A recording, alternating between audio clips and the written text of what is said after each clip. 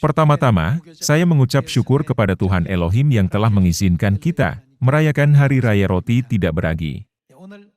Hari ini, mari kita pelajari firman Tuhan bersama dengan khotbah berjudul, Kekekalan Dalam Hati. Hari ini adalah Hari Raya Roti Tidak Beragi. Ungkapan lain untuk Hari Raya Roti Tidak Beragi adalah Hari Raya Penderitaan. Dari sudut pandang jasmani, ketika kita melihat Kristus yang memikul beban penderitaan di salib bagi kita, orang-orang berdosa, ini adalah hari raya yang sangat menyedihkan. Apa yang ingin Kristus ajarkan kepada kita melalui penderitaannya? Mengapa Tuhan menyuruh kita untuk memikul salib kita sendiri dan mengikuti Dia? Seperti yang ditunjukkan dalam judul khotbah hari ini, Tuhan memiliki kehendak yang dalam untuk memberikan kita hati yang merindukan kekekalan. Melalui Hari Raya Roti Tidak Beragi ini, kita juga harus memahami kehendak Tuhan. Beberapa ateis menyangkal keberadaan Tuhan dengan mengatakan, jika Tuhan itu kasih, mengapa orang cacat ada di bumi ini? Atau, jika Tuhan adalah Tuhan yang adil, mengapa ketidakadilan merajalela di bumi ini? Atau, jika Tuhan itu Maha Kuasa, mengapa ada begitu banyak bencana di bumi ini? Pertanyaan seperti itu cukup sering diajukan.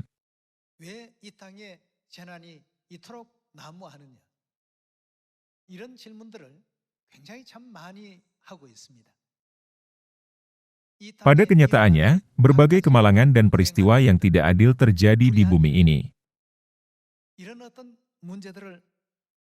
Hal ini mungkin tampak masuk akal, karena mereka menganggap bahwa kehidupan di bumi ini adalah semua yang ada. Namun, kita perlu memikirkan, jika kita hidup kembali setelah kehidupan berakhir di bumi ini, seperti apakah kehidupan setelah kematian itu? Jika penderitaan karena kecacatan mengarahkannya pada kehidupan yang mengharapkan dunia abadi, maka penderitaan itu bukanlah hal yang buruk.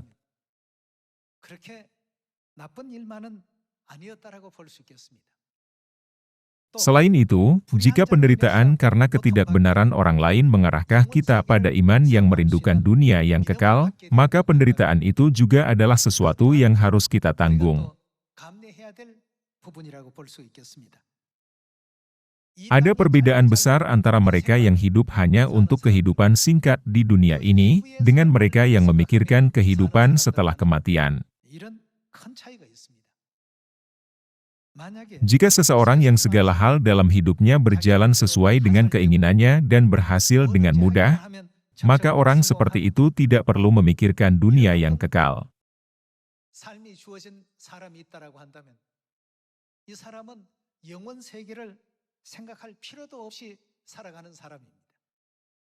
Jadi, betapa malangnya orang ini? Pertanyaannya adalah apakah segala sesuatu berakhir ketika kehidupan kita berakhir di bumi ini, atau apakah ada kehidupan lain setelah kehidupan kita di bumi ini? Jika ada kehidupan setelah kematian, semua kesulitan, kesusahan, kesedihan, dan penderitaan yang kita hadapi hari ini pada akhirnya akan bermanfaat sebagai obat. Dalam perumpamaan orang kaya dan Lazarus di Alkitab, setelah orang kaya itu meninggal, kita dapat melihat bahwa dunia yang Tuhan bicarakan di bumi ini benar-benar ada. Selama orang kaya itu hidup di bumi ini, dia merasa tidak perlu memiliki pengharapan akan dunia yang kekal. Dengan demikian, dia tidak pernah memiliki impian tentang kerajaan sorga, hidup yang kekal, atau keselamatan selama hidupnya. Semuanya berjalan baik untuknya, dan semua rencananya membuahkan hasil. Semuanya, apakah menurut kalian orang seperti itu benar-benar bahagia? Ketika kita memikirkan dunia yang kekal, tampaknya dialah yang paling malang dari semuanya. 2000 tahun yang lalu, berapa banyak penganiayaan yang telah ditanggung oleh orang-orang kudus di gereja awal? Hanya karena mereka percaya kepada Yesus? Meskipun mereka tidak memiliki apapun di bumi ini dan tidak ada seorang pun yang berdiri di sisi mereka, mereka benar-benar dalam kedamaian. Bahkan di tengah penderitaan, mereka dipenuhi dengan sukacita. Dalam film Quo Vadis, ketika semua orang Kristen dilemparkan ke dalam amfiteater Romawi dan menjadi santapan singa, tidak ada satu orang pun yang kesakitan atau meringis. Mereka semua memasuki dunia berikutnya dengan kedamaian dan kebahagiaan. Hal ini karena mereka memiliki dunia yang kekal yang menunggu mereka. Hal ini sama dengan kita. Mereka yang sering bersungut-sungut atau mengeluh di bumi ini kurang memiliki kerinduan akan kekekalan.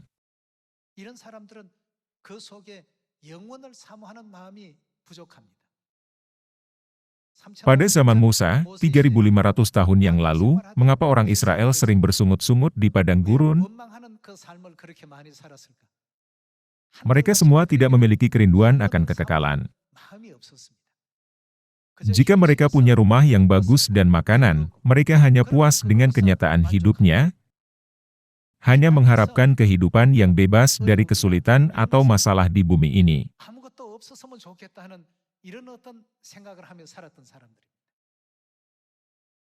Namun, Tuhan memberi banyak orang di bumi ini tidak hanya kekurangan tertentu tetapi juga rintangan, bahkan terkadang membiarkan keberadaan yang kita harapkan tidak ada, menjadi ada. Melalui semua hal ini, Tuhan telah memberi kita kesempatan untuk merindukan kekekalan. Setelah kehidupan di bumi ini, mereka tidak akan lagi menjadi cacat di sorga. Kita tidak akan terus menjalani hidup yang kekurangan di dalam kerajaan sorga. Bukankah ini alasan mengapa kita memiliki pengharapan? Mereka yang memiliki pengharapan dapat memahami secara mendalam mengapa Tuhan memberikan kepada kita semua penderitaan ini. Orang-orang kudus dari gereja awal mengalami semua jenis rasa sakit dan penderitaan, seperti menjadi manusia lilin atau menjadi santapan singa di amfiteater. Dari sudut pandang jasmani, hal itu sangat menyakitkan. Meskipun terus-menerus melewati garis kematian dan menjalani kehidupan yang terancam seperti itu, mereka tidak mengeluh sama sekali. Ini karena mereka selalu percaya bahwa dunia yang kekal akan diberikan kepada mereka ketika kehidupan sementara di bumi ini berakhir. Hari ini, kita juga, sebagai orang yang ingin mengikuti kehidupan Kristus dan memikul beban salib, harus merindukan kekekalan. Bukan berarti Tuhan hanya berdiam diri dan melihat kita menderita karena Dia tidak berkuasa. Sebaliknya, berkat yang ingin Dia berikan kepada kita tersembunyi di dalam kesulitan-kesulitan itu. Jika segala sesuatu di bumi ini berjalan dengan lancar dan kita gagal memiliki pengharapan untuk kekekalan, apakah kehidupan yang akhirnya berakhir dengan kematian itu bisa dianggap sebagai kehidupan yang diberkati? Tentu saja tidak. Tidak ada yang lebih malang daripada orang dalam situasi seperti itu. Ada rasa sakit, dan ada penderitaan. Semuanya, tolong pikirkan ini. Kapan doa kita paling mendesak dan tulus? Apakah doa yang tulus dipanjatkan ketika semuanya berjalan dengan baik dan mudah dicapai? Tidak, pada saat-saat seperti itu, doa kita cenderung hanya karena kewajiban. Namun, ketika kita kekurangan sesuatu, menderita sakit, atau terluka, kita dengan tulus berdoa pada saat-saat itu. Jadi, ketika Tuhan menyuruh kita untuk memikul salib dan mengikutinya, Dia tidak bermaksud membuat kita menderita. Sebaliknya, Dia ingin membantu kita menumbuhkan kerinduan kita akan kekekalan. Dia memiliki kehendak seperti itu untuk memberikan berkat kepada kita. Mari kita lihat ajaran ini melalui Alkitab hari ini. Mari kita lihat Pengkhotbah pasal 3 ayat 9.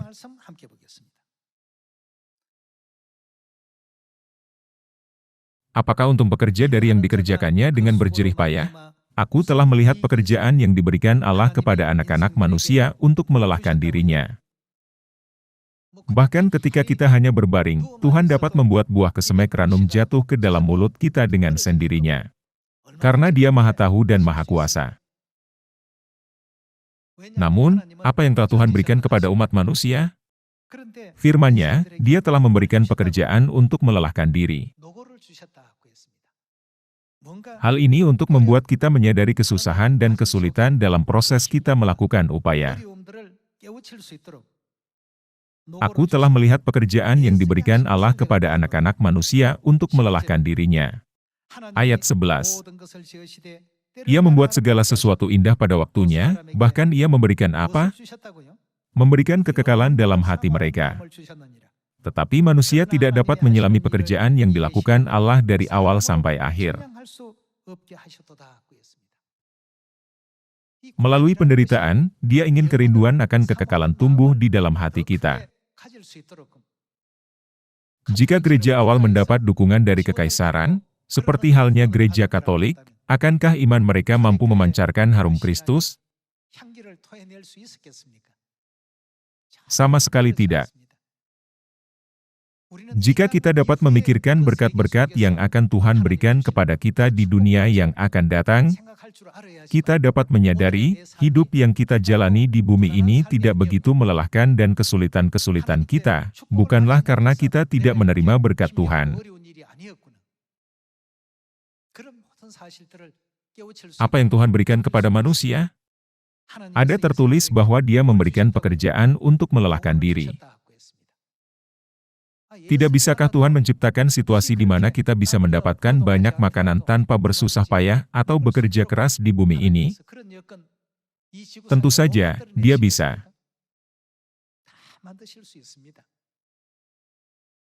Lalu, mengapa Tuhan memberikan pekerjaan untuk melelahkan diri kepada manusia?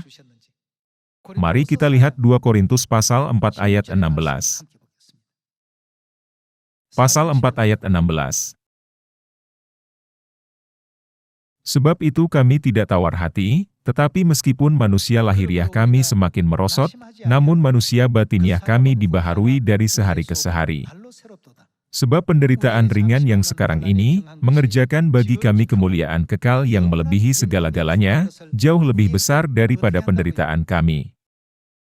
Apa yang diberikan kepada kita untuk sementara waktu untuk mencapai hal-hal di dunia yang kekal? Kesengsaraan, penderitaan, dan rasa sakit di salib akan diberikan kepada kita. Orang-orang di dunia bertanya, Anda percaya kepada Tuhan, tetapi mengapa Anda mengalami begitu banyak kesulitan? Bukankah seharusnya percaya kepada Tuhan menghasilkan berkat yang melimpah setiap hari? Mereka berpikir bahwa berkat adalah hasil yang telah dicapai dalam kehidupan yang singkat ini. Namun, kita yang memiliki iman kepada Tuhan, merindukan berkat abadi yang akan kita terima dari Tuhan di dunia yang akan datang setelah bumi ini.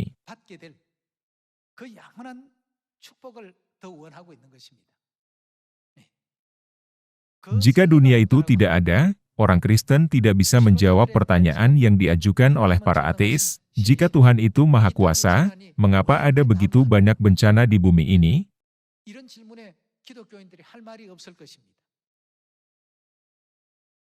Namun, ada kehidupan setelah kematian. Melalui kesengsaraan dan penderitaan kita yang sementara di bumi ini, Tuhan telah memberi kita kerinduan akan kekekalan dan iman.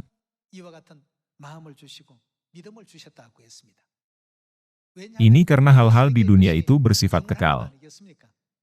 Hal-hal di bumi ini bersifat sementara dan akan lenyap. Tuhan tidak ingin memberi kita kesenangan yang sementara, tetapi Dia ingin memberi kita hal-hal yang kekal.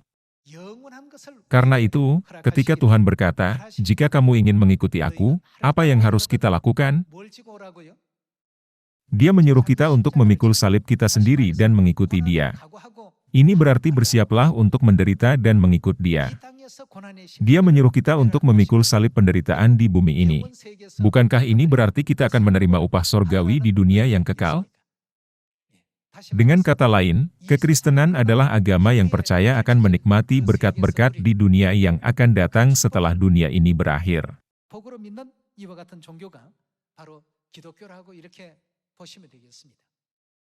Karena orang tidak mengetahui hal ini, mereka terus berdoa kepada Tuhan untuk hal-hal duniawi, seperti, "Tolong bantu saya menghasilkan banyak uang dan bantu putra dan putri saya masuk ke sekolah yang bagus." Mereka semua menginginkan hal-hal duniawi. Namun, Tuhan memberi kita salib penderitaan. Apakah Tuhan benar-benar menginginkan semua orang kudus dari gereja awal, yang berpegang teguh pada iman mereka, dianiaya, ditindas, ditolak, dan dikucilkan oleh masyarakat? Bukankah Dia ingin mereka memiliki pengharapan yang lebih besar untuk kerajaan sorga yang kekal?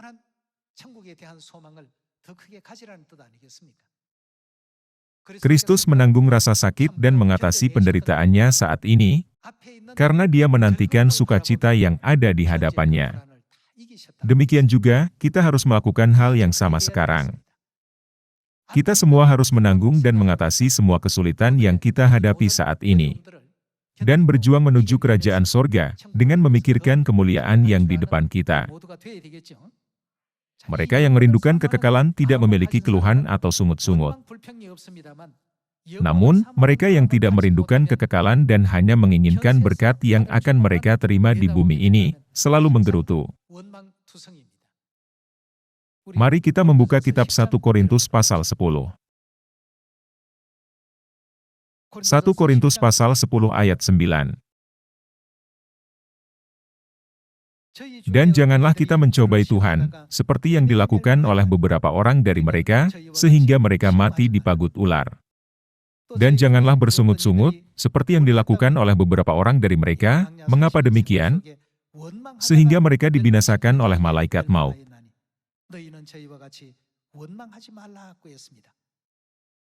Tuhan menciptakan lingkungan bagi mereka untuk menggerutu, namun memerintahkan mereka untuk tidak menggerutu. Apakah mereka melihat makanan di depan mata mereka? Apakah mereka memiliki cukup air untuk diminum? Karena mereka tidak memiliki iman untuk merindukan kekekalan, mereka terus-menerus memusatkan perhatian pada rasa lapar, haus, dan ketidaknyamanan yang langsung mereka rasakan. Akibatnya, mereka menghabiskan 40 tahun di padang gurun, menggerutu dan mengeluh, yang pada akhirnya mereka dibinasakan. Tuhan memberi kita sejarah ini sebagai contoh. Mari kita lanjutkan membaca ayat 11. Semuanya ini telah menimpa mereka sebagai contoh dan dituliskan untuk menjadi peringatan bagi kita yang hidup pada waktu, di mana zaman akhir telah tiba. Sebab itu siapa yang menyangka bahwa ia teguh berdiri, hati-hatilah supaya ia jangan jatuh. Mereka yang merindukan kekekalan dan mengarahkan pandangannya pada kekekalan, pasti akan lebih memusatkan perhatian pada janji-janji yang telah Tuhan buat, daripada mengeluh dalam situasi apapun. Karena mereka menempatkan nilai yang lebih besar pada janji-janji Tuhan, mereka tidak bersungut-sungut. Tuhan menyuruh kita untuk memikul salib kita sendiri dan mengikuti Dia. Hari ini adalah Hari Raya Roti Tidak Beragi, ketika kita harus memikul salib Kristus dan mengikutinya. Kita harus memiliki iman untuk menerima salib pun dengan penuh syukur.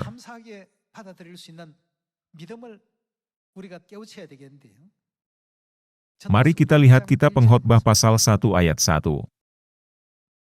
Mari kita membaca Pengkhotbah pasal 1 ayat 1. Inilah perkataan pengkhotbah, anak Daud, raja di Yerusalem. Kesia-siaan belaka, kata pengkhotbah, kesia-siaan belaka, segala sesuatu adalah sia-sia. Apakah gunanya manusia berusaha dengan jerih payah di bawah matahari? Keturunan yang satu pergi dan keturunan yang lain datang, tetapi bumi tetap ada.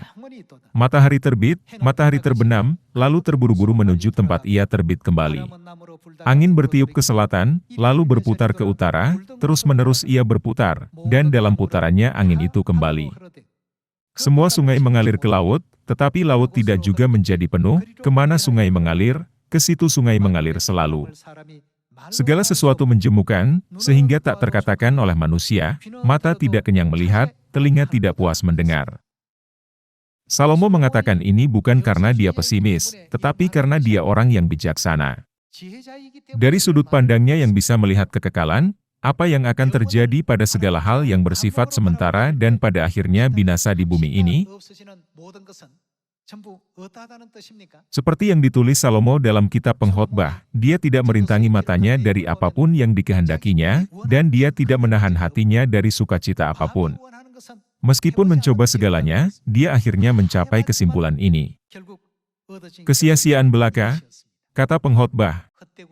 Kesia-siaan belaka, segala sesuatu adalah sia-sia. Semuanya berjalan lancar sesuai dengan rencana Salomo dan apa yang diinginkannya. Tuhan memberinya kebijaksanaan yang luar biasa dan memberkatinya dengan kekayaan materi yang berlimpah. Namun, ia menyadari bahwa semua hal tersebut hanya bersifat sementara dan tidak berarti dalam pandangan dunia yang kekal.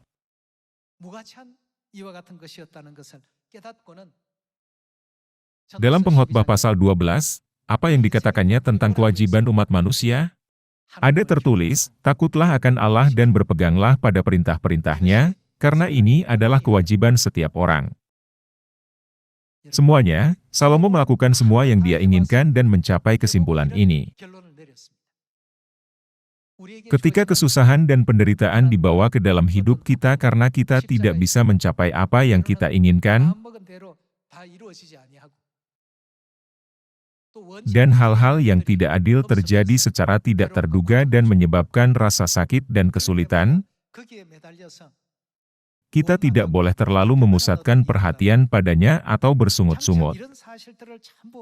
Mari kita lihat apa yang akan terjadi jika kita menyadari segala hal tersebut. Mari kita baca Yesaya pasal 51 ayat 3.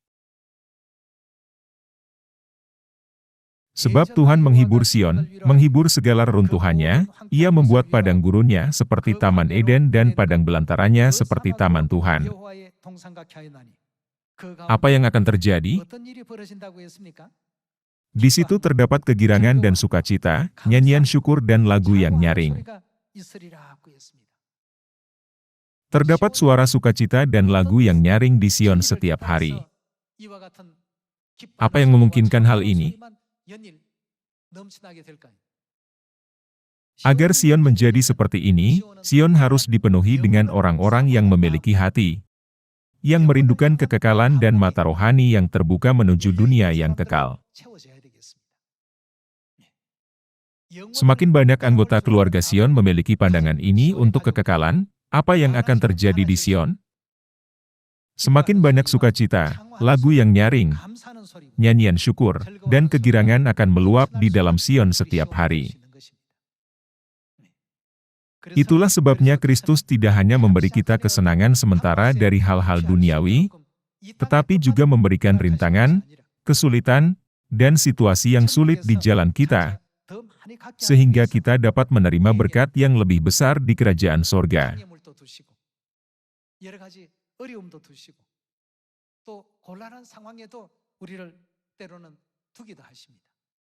Menurut Ulangan pasal 8, apa yang Tuhan lakukan terhadap kita? Dia merendahkan hati kita, membiarkan kita lapar, dan kemudian membiarkan kita berpakaian buruk.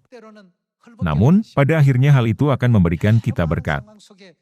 Bukankah ini alasan Tuhan menempatkan kita dalam berbagai situasi yang berbeda? Hal ini bukan karena Tuhan itu pemarah. Sebaliknya, Dia ingin membuka mata kita sehingga kita dapat melihat dunia yang kekal melalui hal-hal tersebut. Hari ini, marilah kita merenungkan penderitaan Kristus melalui Hari Raya Roti Tidak Beragi. Ketika kita berpikir tentang rasa sakit yang Dia alami karena dosa-dosa kita, tentang situasi tersebut kita merasakan sangat bersalah. Namun, daripada berpikir, apakah ini keadaan hidup saya karena saya tidak dapat menerima berkat Tuhan, kita harus membuka mata kita, yang dapat kita memandang kekekalan, setiap kali kita dihadapkan pada keadaan yang sulit. Kita harus berpikir, Tuhan telah memberi saya situasi ini untuk memiliki kerinduan yang lebih besar akan kekekalan, dan Tuhan telah memberi saya kesempatan untuk berdoa lebih tulus dan menerima berkat yang lebih besar di kerajaan sorga.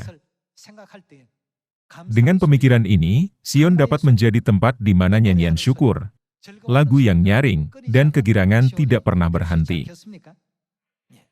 Itulah sebabnya hal itu juga tertulis dalam kitab 1 Tesalonika pasal 5. Bersukacitalah senantiasa, tetaplah berdoa, mengucap syukurlah dalam segala hal. Siapakah yang bisa mengucap syukur?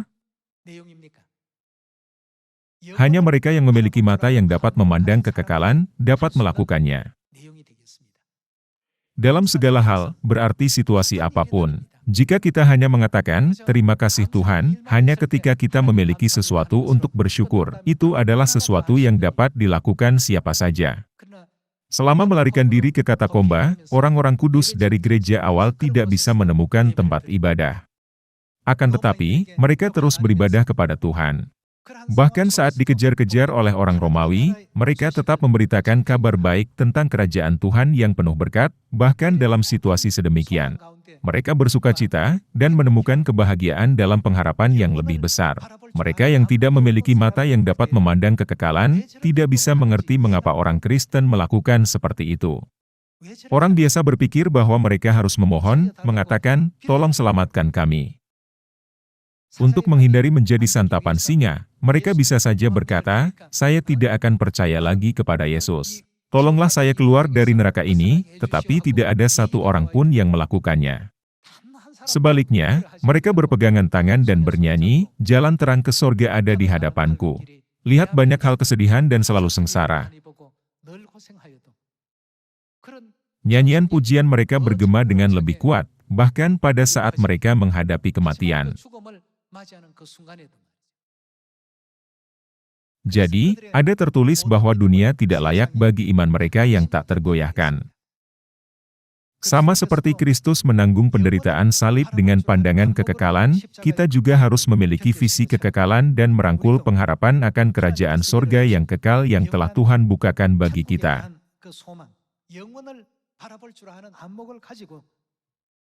Dengan ini, kita harus menahan kesedihan atau rasa sakit tanpa tertekan dan dipenuhi dengan nyanyian syukur dan kegirangan, terus memuji dan bersukacita. Mari kita lihat Ibrani pasal 11 ayat 33. Yang karena iman telah menaklukkan kerajaan-kerajaan, mengamalkan kebenaran, memperoleh apa yang dijanjikan, menutup mulut singa-singa, memadamkan api yang dahsyat. Mereka telah luput dari mata pedang, telah beroleh kekuatan dalam kelemahan, telah menjadi kuat dalam peperangan dan telah memukul mundur pasukan-pasukan tentara asing. Ibu-ibu telah menerima kembali orang-orangnya yang telah mati, sebab dibangkitkan. Tetapi orang-orang lain membiarkan dirinya disiksa dan tidak mau menerima pembebasan, supaya mereka beroleh kebangkitan yang lebih baik.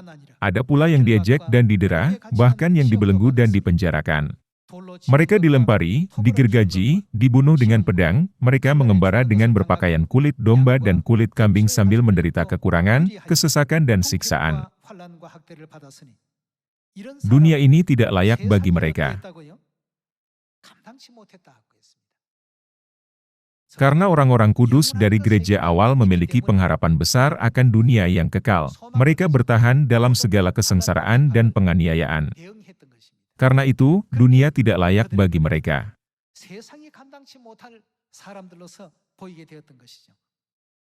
Mari kita lanjutkan membaca ayat 38. Mereka mengembara di padang gurun dan di pegunungan, dalam gua-gua dan celah-celah gunung. Dan mereka semua tidak memperoleh apa yang dijanjikan itu, sekalipun iman mereka telah memberikan kepada mereka suatu kesaksian yang baik. Sebab Allah telah menyediakan sesuatu yang lebih baik bagi kita, tanpa mereka tidak dapat sampai kepada kesempurnaan. Di zaman ini, kita berjalan di jalan iman dengan janji Tuhan, untuk berkat yang lebih besar daripada orang-orang kudus di gereja awal. Kita menerima terang kebenaran 7 kali lebih kuat dari gereja awal. Kemudian, kita, yang memiliki mata untuk kekekalan, akan mampu memikul salib apapun yang kita hadapi. Melalui Hari Raya Roti Tidak Beragi, yang memperingati penderitaan Kristus, marilah kita merenungkan rasa sakit yang ditanggung Kristus dan menanyakan diri sendiri, bagaimana Kristus menanggung dan mengatasi salib? Bagaimana kita bisa mengatasi rasa sakit dari salib yang harus kita pikul? Tanpa mata yang dapat melihat kekekalan, kita tidak dapat memikul bahkan salib terkecil sekalipun. Hal ini akan menimbulkan gerutuan dan keluhan, mengapa hal ini terjadi pada saya, padahal saya percaya kepada Tuhan. Ini akan langsung terungkap. Namun, mereka yang memiliki mata yang bisa memandang kekekalan tidak melakukan seperti itu. Semuanya, jika kita memiliki mata untuk keabadian, apapun situasi yang kita hadapi, tidak akan pernah menjadi sumber kemalangan bagi kita. Semua itu adalah unsur yang membawa kepada kebahagiaan. Melalui hal itu, kita dapat mencari Tuhan dengan lebih tulus, dan kita diberi kesempatan untuk berdoa kepada Tuhan sekali lagi. Hari ini, mari kita sekali lagi mengingat makna perkataan Kristus bahwa hanya mereka yang memikul salib dan mengikut Dia yang dapat menjadi murid-Nya. Terlepas dari rasa sakit atau kesulitan apapun, marilah kita mengharapkan kerajaan sorga yang kekal dengan rasa syukur dan sukacita. Apapun rasa sakit atau kesulitan yang kita hadapi, marilah kita dengan penuh semangat hidup sesuai dengan firman Tuhan, agar pengorbanan Tuhan di kayu salib untuk menyelamatkan kita, menjadi bermakna. Berharap bahwa semua anak Sion akan mengikuti jalan Bapa dan Ibu, dengan penuh rahmat. Dengan kesadaran seperti itu, saya menutup khotbah hari ini. Terima kasih.